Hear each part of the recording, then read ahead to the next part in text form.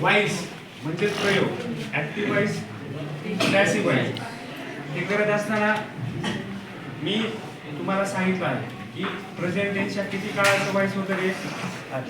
किती काळाचं होतं? कोणकोणते 3 काळ आहेत ते? सिंपल, प्रेझेंट टेन्स, प्रेझेंट आणि present present perfect continue tense voice होतं का? त्याच्यानंतरचा काळ कोणता आहे? Past tense. पास्ट टेन्स मधला पहिला काळ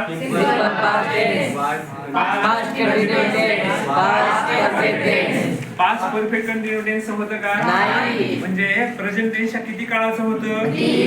पास्ट टेन्सच्या किती काळाचं होतं? प्रत्येक काळातला जो चौथा काळ आहे त्याचं होत नाही. आणि फ्युचर टेन्स आपल्याला आता पाहायचे. फ्युचर टेन्स मध्ये किती काळाचं होतं? तर सिंपल फ्युचर टेन्स आणि फ्युचर परफेक्ट टेन्स या दोनच काळाचं होतं. म्हणजे फ्युचर कंटिन्यू टेन्स आणि future perfect continue tense active voice to passive voice होत नाही.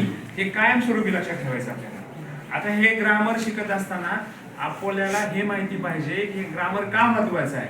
तर इथून पुढे तुम्ही 10वी 11वी 12वी डिप्लोमा, डिग्री, ग्रॅज्युएशन, कुठल्याही नोकरीच्या परीक्षा असतील, मग त्या स्पर्धा परीक्षा असतील, MPSC ने कंडक्ट केलेल्या सगळ्या स्पर्धा परीक्षा, त्याच्यामध्ये कंबाईंड STI असेल, STI प्रिलिम असेल, मेन्स असेल, PSI प्रिलिम, मेन्स असेल, तलाठी भरती, ग्रामसेवक भरती, सगळ्या प्रकारच्या नोकरी भरतीमध्ये MPSCच नाही तर UPSCच्या परीक्षेमध्ये सुद्धा कलेक्टर होण्यासाठी सुद्धा ग्रामर महत्वाचा आहे. ग्रामर, व्याकरण, इंग्रजीचं जर आलं आपल्याला तर आणि तरच आपल्याला त्या स्पर्धा परीक्षेचे मार्क मिळवता येतात. म्हणून या ठिकाणी आपण आता फ्युचर टेन्स मधल्या सिंपल फ्युचर टेन्स याचं स्ट्रक्चर कुणाला सांगता येईल?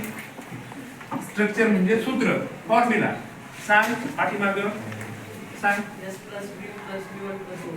हे पहा, S plus will plus V1 plus O.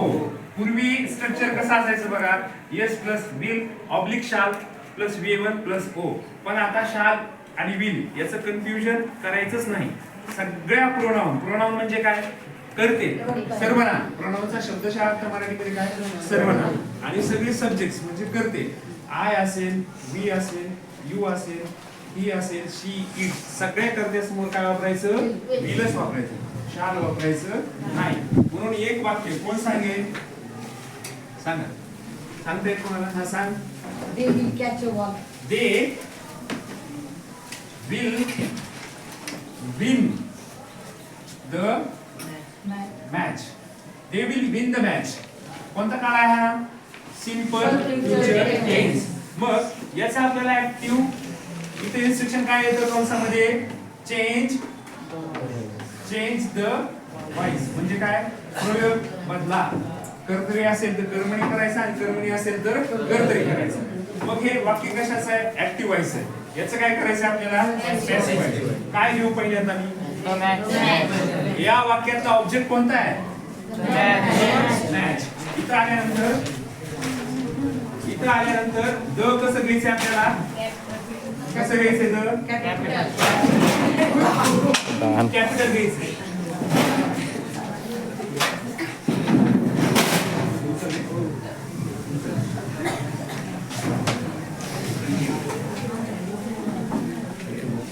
The काय घ्यायचं आपल्याला? द मधलं टी जे लेटर आहे ते कसं घ्यायचं? The match will. आता इथं विल ला काय ऍड करायचं माहिती का? बी. Will be. आणि ह्या विलचा किती फॉर्म घ्यायचा? काय फॉर्म आहे तिसरा? Own. Will be own by. डेचा बदल काय? डेचा बदल. इथपर्यंत समजलं? लिहून घ्या.